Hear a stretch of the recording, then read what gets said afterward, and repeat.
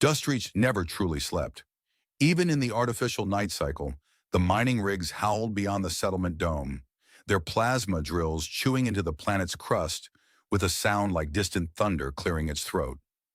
Fine red dust hissed against the transparent shielding overhead, tracing faint constellations across the reinforced glass.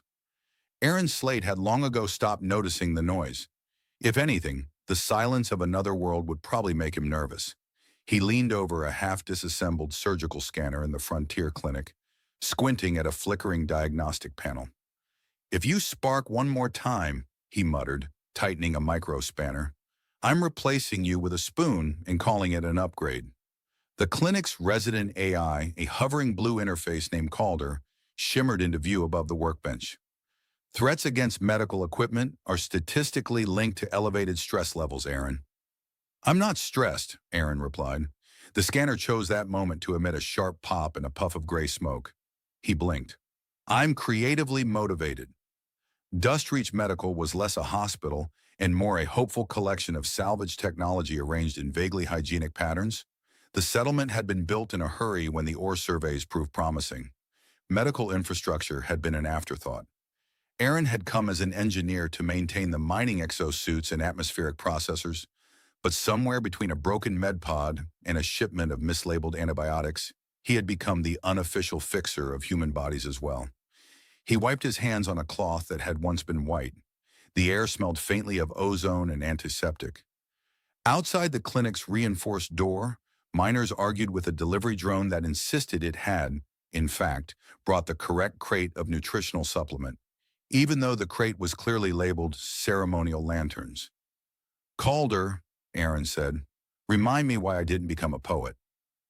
"Based on archived personality metrics, you lack patience for metaphor." "That's not true. I compare things to worse things all the time." The clinic door chimed. Aaron glanced up, expecting another miner with a cracked visor or a crushed finger.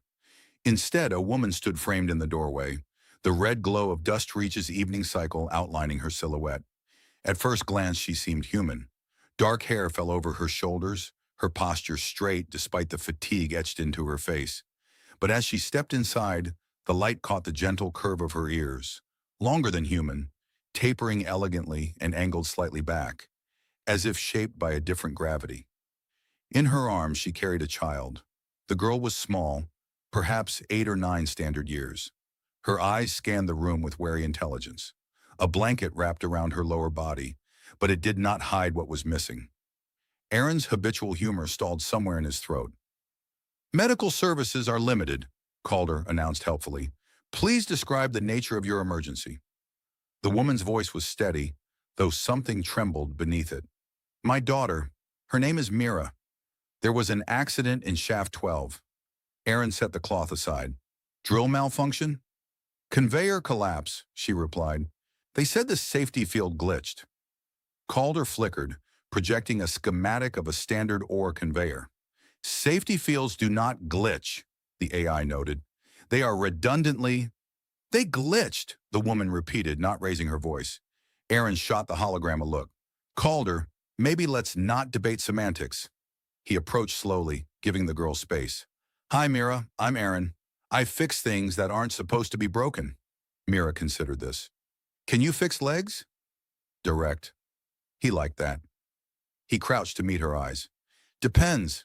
Is it a standard model or the deluxe edition?" A faint smile twitched at the corner of her mouth despite herself. The woman shifted her grip and gently lowered Mira onto the nearest medbed. Aaron carefully peeled back the blanket. The lower part of Mira's left leg was gone, replaced by clean surgical sealing. Whoever had done the emergency amputation had been competent, at least. He exhaled slowly. "You got her to a surgeon fast." "The company doctor," the woman said. "He stabilized her and said, he said that was all that could be done here." Aaron felt a familiar spark of irritation. "That's what he said, huh?" Calder projected a rotating image of Mira's residual limb, scanning with soft blue light. "Tissue viability is acceptable. Neural endings remain responsive. Prognosis for prosthetic integration, cautiously optimistic." The word hung in the air. The woman's gaze snapped to Aaron. "Integration?" He scratched the back of his neck. "Okay, so Officially, Dustreach does not have a pediatric prosthetics program. Unofficially, Dustreach has me. You are a doctor? She asked. He snorted softly. I'm an engineer, but I've rebuilt mining suits after cave-ins and recalibrated exoskeletons with nothing but scrap and stubbornness. A leg is complicated, but not impossible. Mira looked down at the sealed end of her limb, then back at him. Will it hurt? Probably a little, he admitted, but I can design it to listen to you, to learn how you move. We've got neural feedback modules from old excavation rigs. They're meant to sync with human operators. With some adjustments, they could sync with you. The woman's fingers tightened around the edge of the med bed. Her biology is not fully human. Aaron glanced at her ears again, then at Mira's. The same elegant curve. Yeah, he said gently. I noticed. Our people process nerve signals slightly differently. The rhythms are layered. He grinned faintly. Layered is good. Layered means interesting. For the first time, something like curiosity flickered in her expression. You speak as if this is a puzzle. It is, he replied, a very important puzzle. Outside, the wind struck the dome with a hollow boom. The clinic lights flickered but held. Aaron tapped a command into the console, pulling up schematics of servo motors, adaptive polymers, and microgyros scavenged from decommissioned drones. If we do this, he said, I'll need time, and parts, and possibly to argue with the supply quartermaster until he pretends not to see what I'm taking. Mira leaned forward slightly. Will I be able to run? Aaron pretended to consider this gravely. Define run. Are we talking casually outrun a slow maintenance bot? Or dramatically sprint away from an exploding mineshaft? She giggled despite herself. The first one. Ah, that's easier. Yes, I think we can aim for that. The woman's composure wavered then, just slightly. Hope is a dangerous thing on a frontier world. It can lift you or break you. What is your name? Aaron asked her quietly. Kessa. Well, Kessa, he said, extending a grease-smudged hand without thinking, then awkwardly wiping it on his shirt first. I can't promise perfection, but I can promise I won't stop until she stands. Kessa looked at his hand, then at his face, measuring something beyond skill. Slowly she clasped it. Her grip was warm, steady. Behind them, Calder chimed. Project logged, unofficial prosthetic initiative. Probability of success, 42%. Aaron raised an eyebrow. Optimist. I adjust projections based on available data, the AI replied. He squeezed Kessa's hand once before letting go. Good thing I specialize in improving the data. Outside, the mining rigs roared on, indifferent to small acts of defiance. But inside the flickering clinic, beneath the artificial stars of the dome, something had shifted. Not just circuitry and schematics, but the fragile geometry of 3 lives, suddenly connected by the audacious idea that broken things could be rebuilt. The next morning, Dustreach's artificial dawn seeped through the clinic dome in pale amber bands, filtered by layers of dust and static. Aaron had not gone home. He had, at some point, leaned back in his chair and told himself he would close his eyes for exactly 4 minutes. When he opened them again, Calder was projecting a rotating, 3-dimensional model of a leg in midair, annotated with an alarming number of red warning markers. You drooled on the schematic, Calder informed him. That's a sign of creative overflow, Aaron muttered, scrubbing his face with both hands. Show me the neural interface again. The hologram shifted. A cluster of bioadaptive filaments glowed faintly blue, branching into a synthetic tibial frame constructed from layered composite scavenged from a damaged mining exosuit. Aaron had spent half the night stripping down a cargo loader in Storage Bay 3, arguing with a security drone that insisted he was committing theft. It's not theft if I'm stealing from myself, he had explained to the drone. You do not legally own Storage Bay 3, the drone had replied. I spiritually own it. Now, as the model rotated, he traced the connection points in the air. Her mother said their neural rhythms are layered. That could mean multi-phase signal firing. We'll need a translator. I am a translator, Calder said dryly. I mean a physical one. Something that sits between her nerve endings and the servo array and smooths out the conversation. Like a diplomat, but less likely to start a war. The clinic door chimed again. Aaron glanced at the time and straightened instinctively. Kessa stepped inside, Mira beside her on a hovering transport chair borrowed from the rehabilitation ward. Mira's long ears were partially hidden under a knit cap someone had decorated with uneven stars. "You're early," Aaron said. "We did not sleep much," Kessa replied. "Good. That makes 3 of us.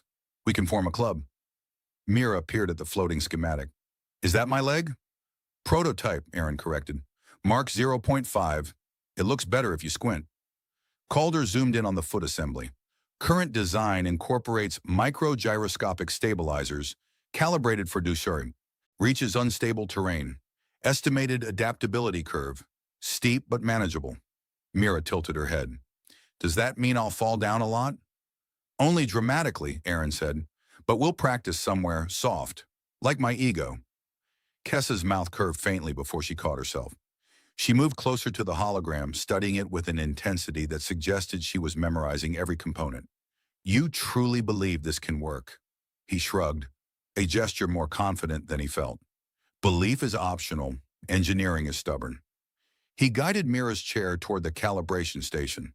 The device resembled a circular platform ringed with sensor arrays and suspended emitters. It was originally designed to test mining exoskeletons under variable gravity simulations. Aaron had reprogrammed it overnight. "We're going to map your signals," he explained to Mira. "No pain, just a lot of beeping." "I like beeping," she said solemnly. "Excellent. You and this place will get along." As the platform activated, soft fields of light scanned over Mira's residual limb. Lines of data cascaded across a nearby display. Aaron leaned in, watching the neural readouts spike and settle. "There," he murmured. "See that oscillation? That's the layering your mom mentioned." Kessa stepped beside him. "Our nervous systems developed under different atmospheric pressure. Signals overlap to compensate." "Like harmony," Aaron said. She glanced at him. "Harmony?" "In music. Multiple notes at once that sound better together than alone." Kessa considered that. "Yes, like harmony." Calder interrupted. "Cross-species interface complexity increasing. Recommend caution." Aaron waved the warning aside. "Caution is my middle name." "Your middle name is Jalen. Metaphorically caution, then." He adjusted the translator module, integrating adaptive algorithms normally reserved for industrial mech pilots. On the screen, the overlapping neural waves began to separate, reorganizing into clearer patterns. Mira watched the lights with fascination. "It's like it's listening to me." "It is," Aaron said softly, "and it's trying to answer back." Hours passed in careful recalibration. Kessa remained close, sometimes asking quiet questions about torque limits or signal latency. She absorbed technical explanations with surprising ease. At one point, she corrected Aaron's assumption about atmospheric variance affecting muscle density. "You've studied biomechanics," he observed. "Our people had to," she replied. "When we first began traveling beyond our system, many implants designed for humans failed in our bodies." He winced. "Trial and error?" "Mostly error." Silence settled between them, heavy but not uncomfortable.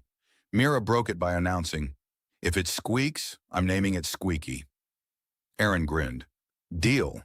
But if it doesn't squeak, we're going with something heroic, like Thunderstep." Kessa shook her head slightly. "You are certain humor improves engineering?" "Absolutely. Machines respond better when they know you're not afraid of them."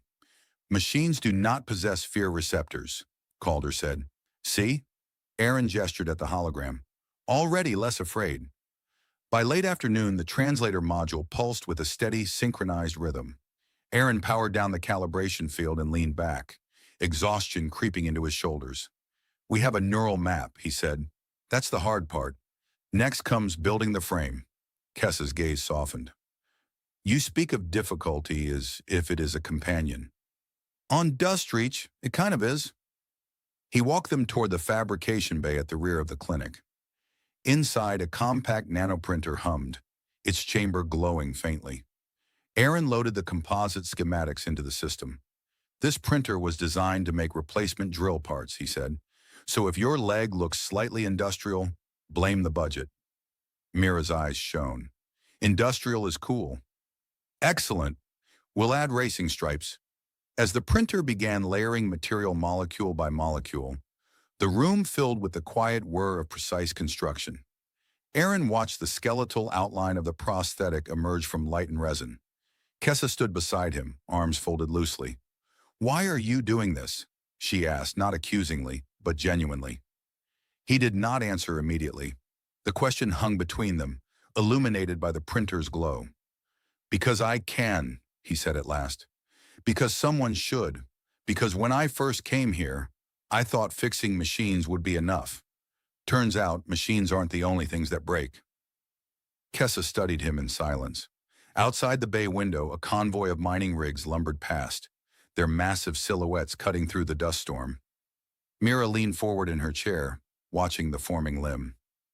"It's beautiful." Aaron blinked at that. The prosthetic frame was skeletal, utilitarian, a network of struts and joints. But in the soft light, it did look almost elegant. "It's not finished," he said. "It will be," she replied confidently. Calder chimed a guy. "In. Frame integrity at 70%. Recommend rest period for primary engineer." Aaron stretched his arms overhead, joints popping. "Rest is for people with less exciting projects." Kessa's lips curved again, a little more openly this time. "Then we will bring you something to eat." He waved dismissively. "Not necessary." "It was not a request," she said gently. For a moment he forgot the dust storms, the budget shortages, the indifferent corporations orbiting above. He looked at the half-formed prosthetic, and then at the mother and daughter waiting beside it. "Okay," he conceded, "but if it's ceremonial lanterns, I'm blaming the drone." Mira laughed, bright and unguarded, and the sound seemed to echo against the metal walls like a promise that this strange collaboration between engineer and alien family was no longer just an experiment. It was becoming something steadier, built layer by careful layer, like the leg rising slowly within the printer's light.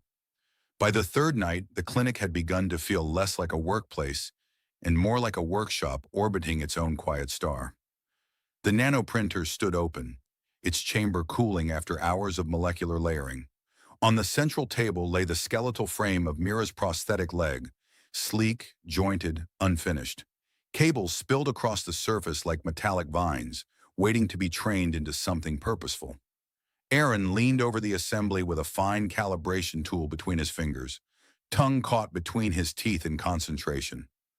"If you twitch 1 millimeter to the left," he murmured to the servo joint, "I will personally demote you to paperweight." "I do not believe it can hear you," Calder said from above, voice calm as ever. "That's what it wants you to think." Kessa stood across the table, sleeves rolled up. She had insisted on helping tonight. Mira sat nearby on a low stool, sketching something on a cracked tablet screen. The artificial night outside the dome flickered with distant mining flares, casting long streaks of light across the clinic walls. Aaron adjusted the microgyroscopic stabilizers embedded near the ankle. "Dustreach terrain isn't forgiving," he said. "Uneven ground, magnetic interference from the ore veins, random tremors when the rigs hit a stubborn pocket. If this thing can balance here, it can balance anywhere." Kessa watched the rotating joint with analytical focus. "You have overcompensated the lateral stabilizer." He blinked. "I have not." She reached forward, long fingers steady, and pointed to the holographic overlay. "The torque response curve peaks too sharply. When she shifts her weight quickly, it will resist, then overcorrect." Aaron squinted at the projection. A faint spike did rise in the data. He let out a slow breath. "You're right." "I am aware," she replied evenly. He looked up at her, one eyebrow lifting. "You enjoy that?" "Only slightly." Mira giggled without looking up from her tablet. "Mom used to fix navigation arrays on our transport ship." Aaron paused. "You had a ship?" Kessa's expression shifted, something older moving behind her eyes. "We did." Silence hovered, not heavy but edged with memory. Aaron cleared his throat lightly and adjusted the stabilizer curve. "Well, good news. Your mom just saved you from dramatic sideways hopping." "I wanted dramatic hopping," Mira protested. "Trust me," Aaron said solemnly. "Dramatic hopping is overrated." He stepped back to examine the leg as a whole. The frame had been reinforced with adaptive composite panels scavenged from a decommissioned loader suit. Instead of standard industrial gray, Mira had insisted on a faint iridescent coating Kessa had brought from home, a thin film that shimmered blue-green under light. "It looks like a starfish," Mira declared proudly. "A very technologically advanced starfish," Aaron corrected. Calder projected a neural translator module above the table. "Integration of cross-species signal harmonizer remains incomplete. Current latency, 12 milliseconds. 12 is acceptable," Aaron said. "For walking," Calder replied. "Not for running." Mira's head snapped up. "Running?" Aaron sighed theatrically. "You two are relentless." He moved to the translator module, a compact device no larger than his palm, filled with layered circuitry and bioadaptive gel channels. It would sit between Mira's nerve endings and the prosthetic's control core, translating her species' layered neural pulses into commands the servos could understand. Kessa stepped closer, watching as he adjusted the gel conductivity. "If it fails," she said quietly, "will it hurt her?" He did not answer immediately. He rotated the module slowly, ensuring the filaments aligned correctly. "If it fails," he said at last, "it will disconnect. I've built in a hard cutoff. No runaway feedback loops, no electrical spikes. The worst case is disappointment." Her shoulders eased just slightly. "Disappointment we can survive." He glanced at her. "You've had practice." "Yes." The word carried weight, but she did not elaborate. Mira hopped off the stool and approached the table, peering at the translator module. "Is that the part that listens?" she asked. "That's the diplomat," Aaron said. "It speaks your language and the leg's language and makes sure they don't argue." Mira nodded seriously. "If they argue, tell them to take turns. I'll put that in the firmware notes." Hours slipped by in a rhythm of adjustments and testing. Aaron connected the translator to a simulation rig, feeding it Mira's recorded neural patterns from the calibration session. The holographic display filled with cascading lines of data, overlapping waves gradually smoothing into synchronized peaks. Kessa leaned against the table, fatigue visible now in the subtle droop of her shoulders. "You have not slept," she observed. "I blinked aggressively for 4 minutes yesterday," he said. "That counts." "It does not. Your species underestimates the power of aggressive blinking." Despite herself, she smiled faintly. The expression changed her face, softening the tension that had settled there since the first day. Suddenly, the simulation stuttered. A sharp tone cut through the room. On the display, the neural waves spiked chaotically, the harmonizer struggling to interpret a layered burst. Aaron's posture straightened. "That's new," Mira frowned. "I didn't do anything." "It's a replay from earlier," Calder said. "Timestamp, when subject expressed heightened emotional response." "Emotional response?" Aaron repeated. "When she laughed," Kessa said quietly. He stared at the data. The layered neural signals had intensified in a complex pattern, overlapping in unpredictable harmonics. "So joy breaks my algorithm," he muttered. "Fantastic." Mira crossed her arms. "Don't take away joy." "I wouldn't dare," he said quickly. "We just need to teach the diplomat how to handle it." He began rewriting sections of the translator's adaptive code, allowing it to anticipate harmonic surges rather than resist them. The room filled with the low hum of processors working overtime. Kessa watched his hands move across the interface. "You adapt quickly." "Improvisation is 90% of engineering on a world that doesn't send you the right parts," he replied. "And the other 10%? Staring at the ceiling and questioning life choices." Mira laughed again, softer this time.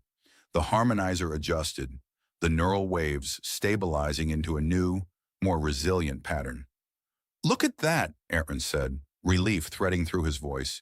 "Joy officially supported," Calder chimed. "Latency reduced to 8 milliseconds. "Better," he murmured. They moved on to attaching the translator to the prosthetic frame. Aaron's hands were steady despite exhaustion as he connected the bioadaptive filaments to the leg's control core. The iridescent panels caught the clinic lights, reflecting shifting colors across the metal walls. When it was finally assembled, the prosthetic stood upright on the table, complete but silent. Mira stared at it as if it might breathe. Kessa stepped closer, her long ears catching the faint hum of the clinic systems. It looks alive, she said softly. It's not, Aaron replied, though he understood what she meant, but it's ready to listen. He rested his hands on the edge of the table, looking from the leg to Mira to Kessa. The mining rigs outside roared faintly, the storm winds scratching against the dome.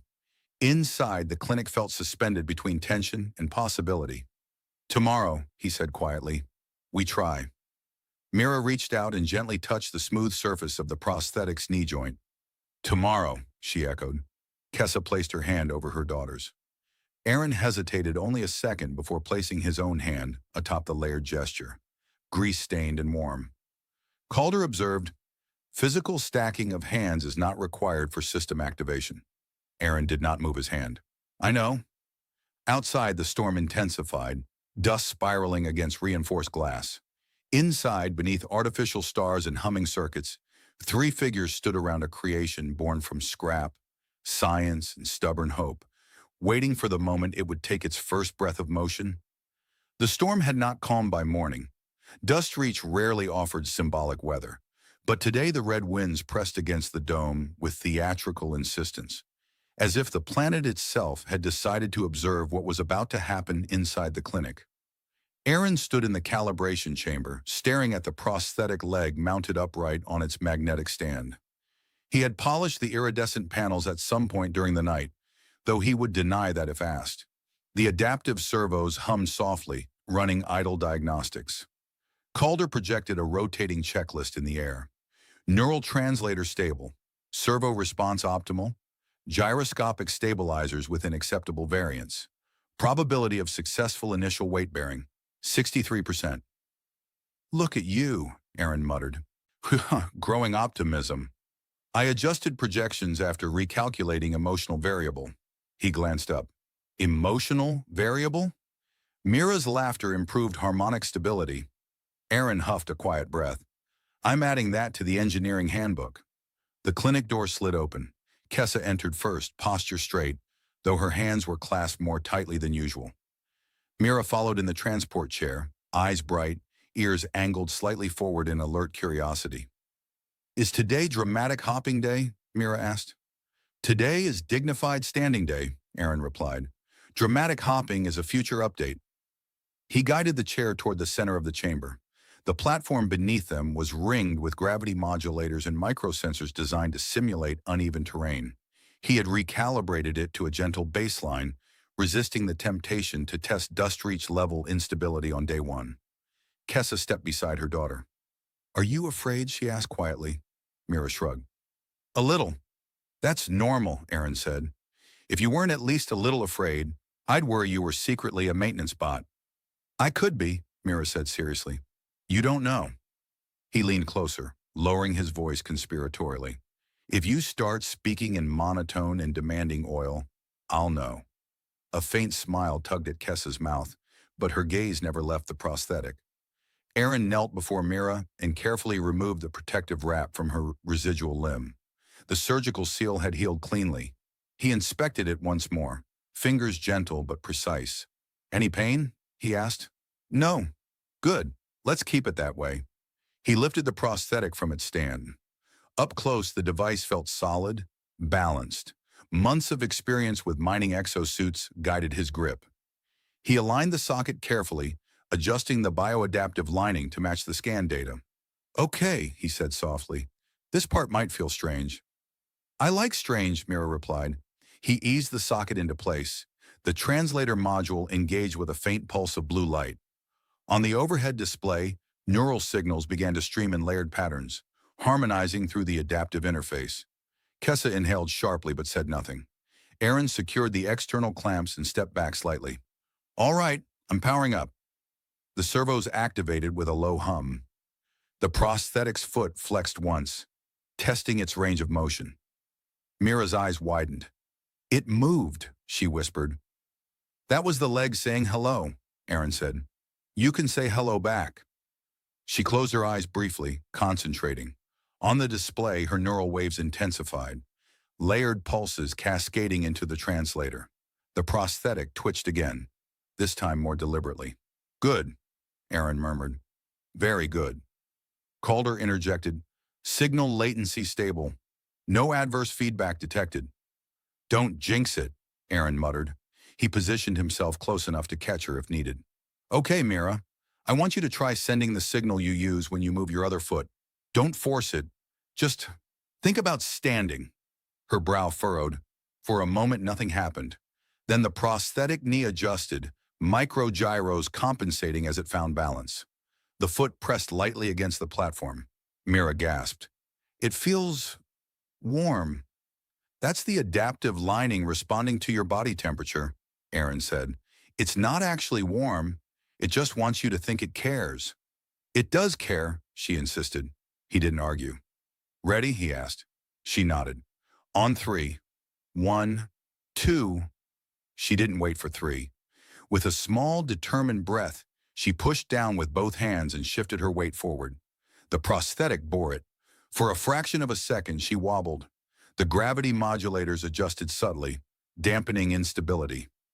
Aaron's heart thudded against his ribs. Then Mira was upright, not floating, not supported by the chair, standing. Kessa's hand flew to her mouth. The storm outside seemed to fall silent in that suspended instant. Mira looked down at herself as if expecting to see someone else. I'm tall, she said in awe. You always were, Kessa whispered.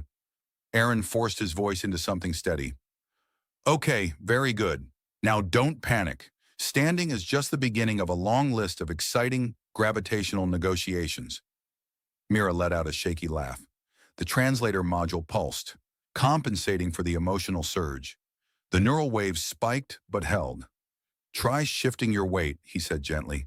Just a little. She obeyed.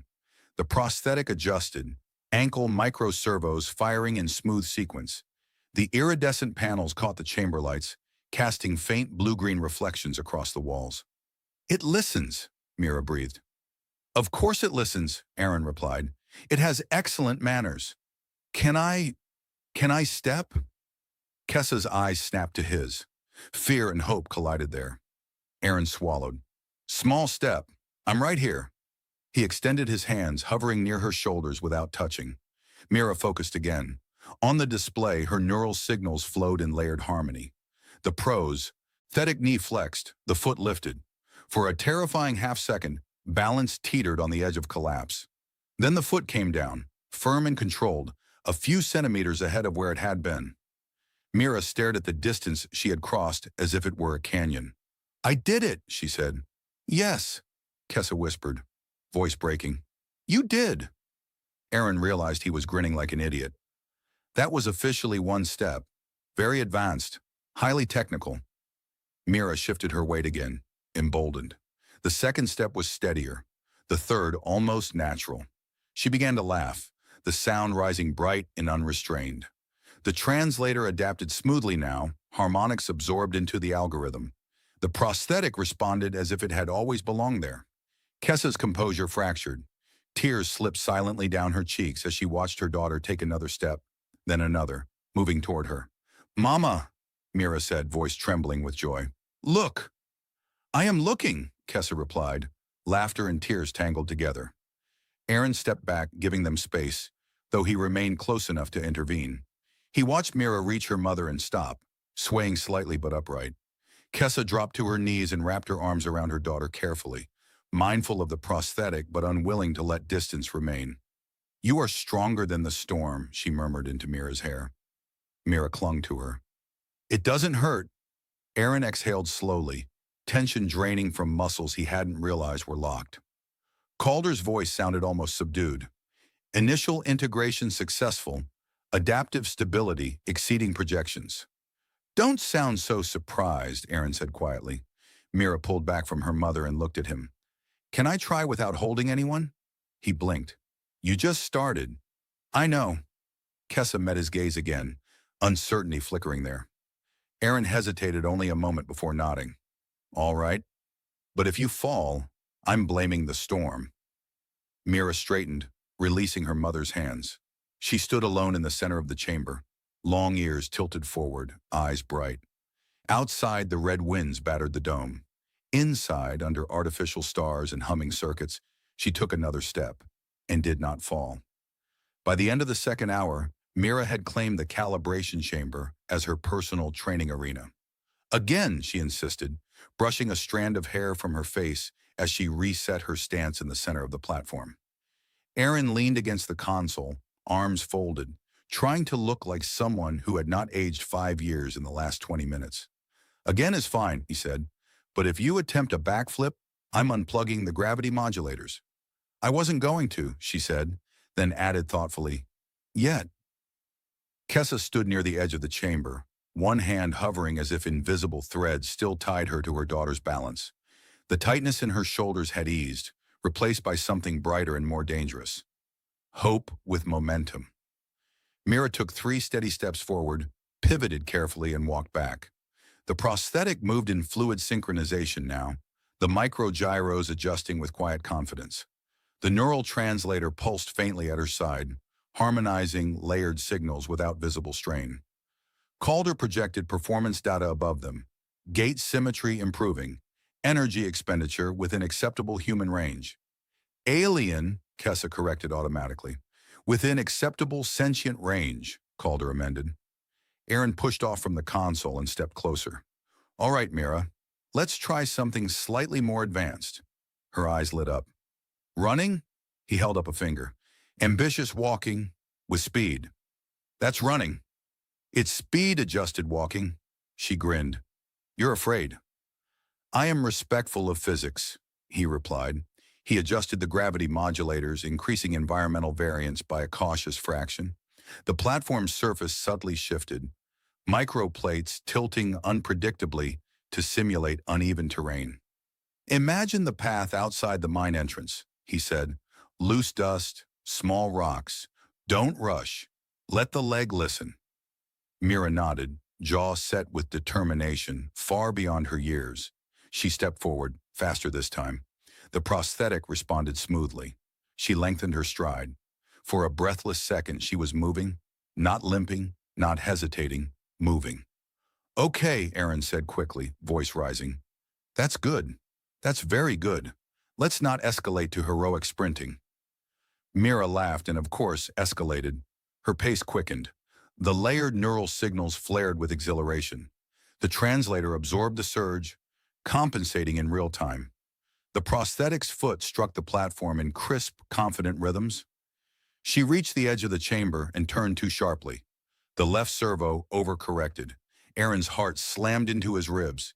He lunged forward instinctively. But before he could reach her, the gyros recalibrated, ankle pivoting, knee flexing. Mira staggered, arms windmilling once in dramatic defy. Ants of gravity then found her balance.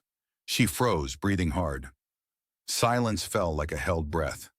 Then she laughed again, louder than before. Did you see that? I saw at least 3 of my worst fears flash before my eyes, Aaron said faintly. Kessa had gone pale, but now color returned to her face in a rush. Mira, she breathed, half warning, half awe. I didn't fall, Mira said triumphantly. No, Aaron agreed slowly. You did not, Calder chimed in, almost smug. Adaptive correction successful. Response time improved by 12%. Aaron pointed at the hologram. Don't you dare sound proud. I nearly stopped having a heartbeat. Mira jogged back toward them. When she reached the center of the platform, she stopped abruptly and looked up at her mother. Mama, she said softly, come here. Kessa stepped forward as if drawn by gravity, stronger than any modulator. She stopped a few steps away, uncertain. Closer, Mira insisted. Kessa approached until they stood face to face. Hold your hands out, Mira said. Kessa obeyed, extending her hands. Mira placed her own in them and then, deliberately, released. She stood without support, not leaning, not wavering, standing. Kessa's composure, already fragile, shattered completely. A broken sound escaped her, somewhere between a sob and a laugh. Aaron felt something twist painfully in his chest. Mama, Mira said again. And then, almost shyly, I can run to you. Aaron opened his mouth to object, to propose a detailed safety briefing, to remind everyone that running had not been officially approved. He never got the chance. Mira took off. Not full speed, not reckless, but undeniably running. The prosthetic leg kept pace, servos humming in perfect harmony with her layered neural signals.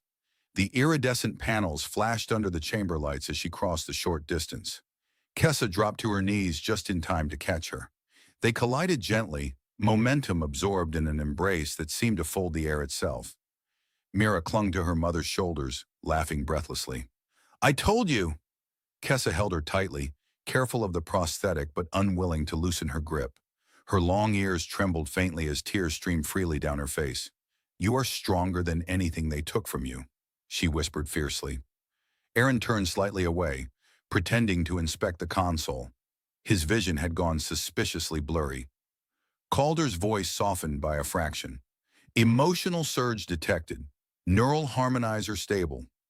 "Of course it's stable," Aaron muttered. "It had good training." Mira pulled back just enough to look at her mother's face. "Are you crying?" Kessa laughed through tears. "Yes. Why?" "Because," she said, voice trembling, "you are standing." Mira considered this and then did something entirely unexpected. She wriggled free from her mother's arms and marched, still slightly uneven but determined, straight toward Aaron. He blinked. "Uh-oh. What did I do?" Before he could brace himself, Mira threw her arms around his waist. The sudden impact knocked the air from his lungs. He stood frozen for a split second, then awkwardly patted her back. "Careful," he said, voice thick. "Engineers not reinforced." "You fixed me," she declared into his shirt. "I adjusted some hardware," he corrected weakly. She pulled back and looked up at him with fierce seriousness. "You fixed me." Behind her, Kessa rose slowly to her feet. She was still crying, but now something else burned in her expression. Gratitude so intense it bordered on overwhelming. Aaron met her gaze. For a heartbeat, the chamber, the storm, the hum of machines, all of it receded. Kessa crossed the remaining distance between them in 3 swift steps. "Aaron," she said, his name almost a breath. He barely had time to register the look in her eyes before she reached him. She rose onto her toes, hands gripping his shoulders, and kissed him. Not tentative, not measured. It was sudden, fierce, born of relief and gratitude, and something that had been building quietly in shared hours over circuits and code. Aaron's brain, so adept at calculating torque and signal latency, supplied absolutely no useful data. For one absurd second, he wondered if Calder was recording this for performance analysis. Then his hands, apparently operating without central authorization, settled lightly at Kessa's waist. The kiss lasted only a few seconds, but when she pulled back, the air between them felt permanently altered. Mira stared up at them, wide-eyed. "Is that part of the calibration?" Aaron coughed, stepping back half a pace. "Unexpected system update." Kessa flushed, color rising along her cheekbones. "I apologize." He shook his head quickly. "No, I mean, no apology required. I just was not briefed." A faint, embarrassed laugh escaped her. Calder cleared its synthetic throat. Heart rate elevated in both adult subjects. "Calder," Aaron said sharply. "Muting commentary," the AI replied. Silence lingered, fragile but no. Uncomfortable. Mira broke it by planting her hands on her hips. "So, can I race a maintenance bot now?" Aaron blinked twice. "Absolutely not." She grinned. "Soon?" He looked at Kessa. She was watching him with an expression softer than anything he had seen before. "Soon," he said quietly. News traveled across Dustreach faster than supply shipments and far less accurately. By the time Aaron stepped into the main corridor of the settlement dome the next morning, 3 miners had already saluted him dramatically. One had asked if he was taking appointments for emotional upgrades, and the supply quartermaster had winked in a way that should have required a permit. "I did not authorize public distribution of yesterday's events," Aaron muttered. Calder's voice echoed discreetly through his wrist console. "You authorized nothing. The calibration chamber's observation feed is accessible to settlement oversight." "Of course it is," he sighed, "because privacy is an outdated luxury." He adjusted the tool belt at his waist and tried to look like a man who had not recently experienced an unexpected kiss that reconfigured his internal architecture. Ahead of him, Mira was demonstrating her new leg to a small, enthusiastic audience of children near the hydroponics corridor. She walked carefully along the painted guidance line on the floor, arms out slightly for balance. The iridescent panels shimmered under the dome lights. "Again," one child urged. "I will," Mira declared with dignity, "but not at top speed. Top speed is classified." Aaron watched from a distance, unable to suppress a grin. The prosthetic moved with fluid confidence now, the neural translator adjusting almost invisibly with each layered signal. Kessa stood nearby, posture relaxed in a way he had not seen before. When she noticed him, her long ears angled slightly forward. A subtle gesture he was beginning to recognize as attention, sharpened by emotion. "You have admirers," she said as he approached. "I prefer to think of them as curious bystanders. One of them called you Leg Wizard." He groaned softly. "That is not going on a plaque." She studied him for a moment. "Are you uncomfortable?" "Only with the wizard part," he replied. Then more quietly, "And maybe the public part." Her gaze softened. "Our people do not often celebrate openly here. They are afraid of appearing demanding." He glanced around at the cluster of alien families scattered along the corridor, their long ears marking them as different even under the uniform glow of the dome. "Well," he said lightly, "we should at least demand better nicknames." Mira finished her demonstration with a careful pivot and walked toward them, face flushed with pride. "I didn't wobble," she announced. "I noticed," Aaron said. "Very undramatic, slightly disappointing." She stuck her tongue out at him. A shadow fell across the corridor. A tall figure in corporate gray stepped into view, insignia gleaming faintly on his collar. Supervisor Dallin. Aaron's spine straightened instinctively. "I hear," Dallin said smoothly, "that Dustreach Medical has achieved an impressive technical feat." "That depends on your definition of impressive," Aaron replied. "If it involves not exploding, then yes." Dalen's gaze shifted to Mira's prosthetic. "Unauthorized modifications of industrial components are technically a violation of supply allocation policy?" "Technically," Aaron agreed. Kessa's posture changed almost imperceptibly, shoulders tightening. Dalen continued. "However, positive morale metrics have increased 8% since yesterday's demonstration." Aaron blinked. "You track morale metrics?" "We track everything," Dalen replied. "That's comforting in a dystopian way."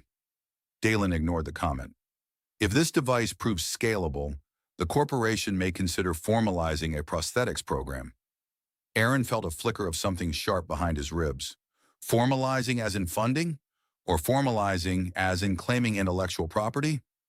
Dalin's smile did not reach his eyes. "Details can be negotiated." Mira looked between them, sensing the shift in tone. Kessa placed a steadying hand on her daughter's shoulder. Aaron forced a lighter note into his voice. "Well, until we negotiate the fate of the galaxy, she still needs to practice not tripping over overly polished floors." Dalen inclined his head. "Continue your work, Engineer Slate. We will be watching." "I assumed so." When the supervisor departed, the air seemed to expand again. Kessa exhaled slowly. "He sees opportunity." "So do I," Aaron said. "The difference is, I don't see it as something to package." Mira tugged at his sleeve. "What's intellectual property?" "It's when grown-ups argue about who owns good ideas," he replied. "Do I own my leg?" she asked. He knelt slightly to meet her eyes. "You own every step you take with it." She nodded, apparently satisfied. Later that afternoon, Aaron returned to the clinic to review the prosthetics performance logs. Kess joined him, leaning against the console as holographic graphs scrolled past. "Signal harmonization remains strong," Calder reported. "Minor latency spikes during emotional peaks." "Joy still causes system excitement," Aaron said. "Understandable." Kessa folded her arms loosely. "You are troubled." He hesitated. "If the corporation gets involved, they'll want to standardize it, cut corners, remove the parts that made it hers." "Could it still help others?" she asked. "Yes, but not like this." Silence stretched between them, filled with the low hum of equipment. She stepped closer, her presence steady rather than overwhelming this time. "You built it with care," she said quietly. That cannot be standardized away. He looked at her. The memory of the kiss flickered between them, not awkward now, but unresolved. I didn't expect any of this, he admitted. Not the leg, not the attention, not, he trailed off. Not me, she finished gently. He gave a faint self-conscious smile. You especially. She studied him, long ears angled slightly back now in something like vulnerability. Where I come from, gratitude is not always restrained. I noticed, he said, unable to stop the corner of his mouth from lifting. A soft laugh escaped her. I did not mean to embarrass you. You didn't, he said quickly. Well, maybe a little, but in a statistically tolerable way. Calder chimed, embarrassment levels currently within acceptable parameters. Aaron glared upward. You are not helping. Kessa's laughter came easier now, lighter. On our ship, before... She paused, then continued. We repaired everything ourselves. When something broke, we did not wait for permission. We fixed it. Together. He nodded slowly. That sounds familiar. She stepped closer still, close enough that he could feel the warmth of her presence. You did not build only a leg, she said. You built proof that we are not helpless here. He held her gaze. Outside, the red dust swirled beyond the dome, indifferent to corporate negotiations and quiet revolutions. I'm thinking, he said carefully, about designing a framework, something open source, so even if they try to lock it down, the knowledge spreads. Her eyes brightened. You would share it freely? On Dustreach, survival is collaborative. She reached out, fingers brushing his wrist lightly this time. No sudden urgency, no overwhelming surge. Just contact. Then whatever they formalize, she said, they cannot contain what you started. He looked down at her hand on his wrist, then back up at her face. Good, he murmured, because I'm not very containable. She smiled at that. Across the clinic, Mira's laughter echoed faintly from the corridor as she challenged a maintenance bot to a carefully supervised speed trial. Aaron and Kessa stood side by side, watching the performance logs flicker and update, knowing that the next steps, corporate scrutiny, wider implementation, uncertain futures, would require more than engineering. But for now, under artificial stars and humming circuits, they allowed themselves a quiet moment of shared defiance, built not from scrap metal or servo motors, but from something steadier and far less mechanical. The dust storms eased 3 weeks later, as if Dustreach itself had grown tired of dramatic timing. By then, the clinic no longer felt like a place where things were merely repaired. It felt like a workshop for improbable futures. The prosthetic schematics hovered permanently above Aaron's central console, now labeled in bold letters, Open Adaptive Framework, version 1.3. He stared at the projected design, hands on his hips. Version 1.3 sounds respectable, he muttered, like it pays taxes. Calder shimmered beside him. Distribution nodes active. Blueprint has been accessed by 12 settlements beyond Dustreach. Aaron exhaled slowly. 12. Correction, 13. He shook his head in disbelief. What had begun as a stubborn, late-night experiment built from salvaged mining parts had become something larger, copied, modified, translated into different biological parameters. He had stripped out proprietary components, rewritten code in open architecture, and uploaded everything to the Frontier network before the corporation could lock it behind contracts and compliance forms. Supervisor Dallin had not been pleased, but Dallin had also been pragmatic. Morale metrics had continued to rise. Productivity had improved. Public sentiment favored the engineer who built legs for children over the executive who filed reports about it. So a compromise had been forged. Dustreach would pilot an officially recognized prosthetics initiative, funded modestly, monitored heavily, but unable to retract the knowledge already released into the wider frontier. Aaron leaned back against the console, remembering the version of himself who had arrived on this planet months ago. He had intended to fix machines, collect his pay, and move on. Human bodies, alien families, corporate palm, IDEX, those had not been part of his blueprint. Growth detected, Calder said. He squinted upward. I didn't say that out loud. Your biometric indicators suggest reflective cognition. Stop analyzing my character arc. The clinic door slid open. Mira entered without hesitation, walking, no, striding, across the floor with the unself-conscious rhythm of someone who no longer measured every step. The iridescent panels of her prosthetic caught the morning light, but the device no longer defined her movement. It simply belonged. Behind her, Kessa followed, posture steady, gaze clear. "We are late," Mira announced. "For what?" Aaron asked. "You said today we test uneven terrain outside the dome." He blinked. "I said we consider testing uneven terrain." "You said we consider it seriously?"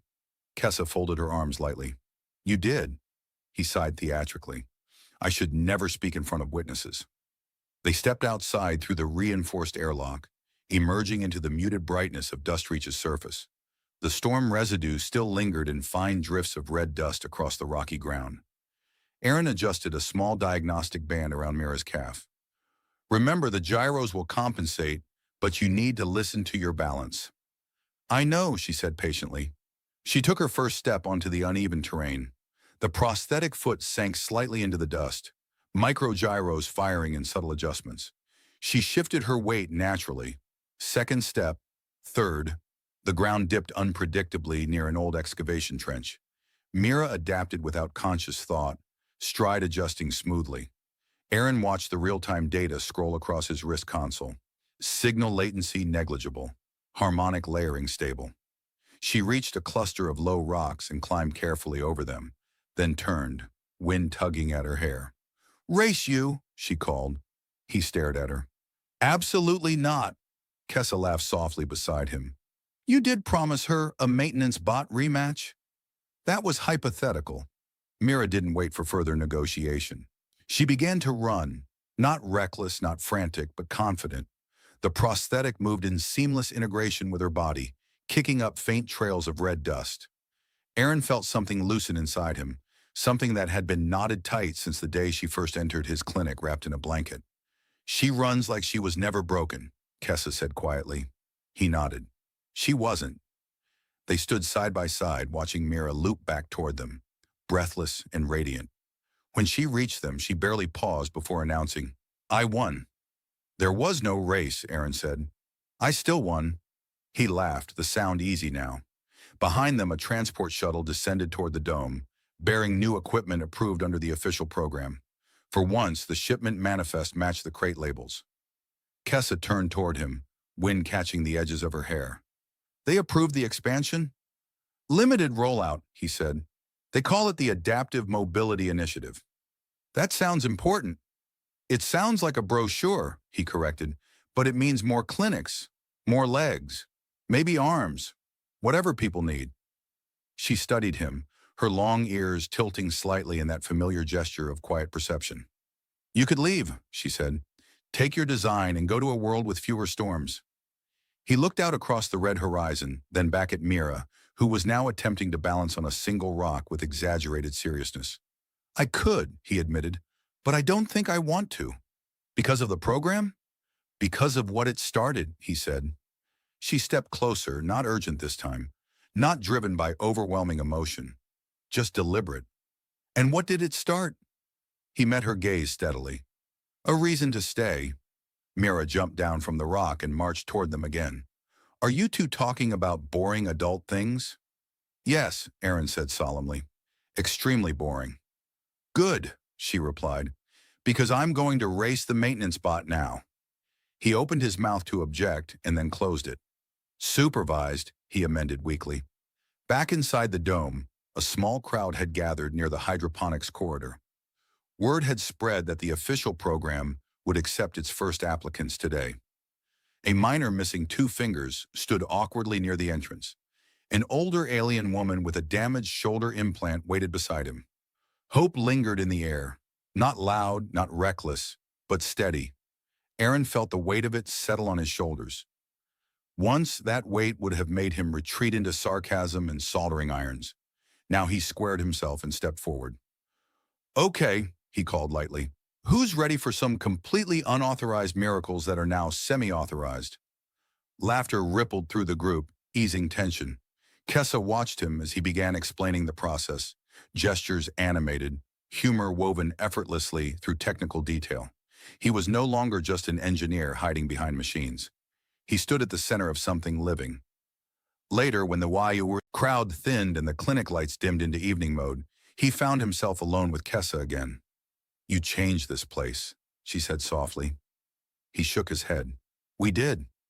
She reached for his hand this time without hesitation. "No," she said gently. "You chose not to look away." He considered that, then squeezed her fingers. "I used to think fixing machines was enough. Turns out it's better when the machines help fix something else." "And what is that?" He glanced toward the corridor where Mira's laughter echoed again, racing a thoroughly outmatched maintenance bot. "People," he said simply. Outside the dome, Dustreach's red horizon stretched endless and uncertain. But inside, beneath artificial stars and the quiet hum of adaptive servos, something permanent had taken root. Not just a program, not just a prosthetic, a choice. And for the first time since he had set foot on the mining world, Aaron Slate did not feel like a man passing through. He felt like he had arrived.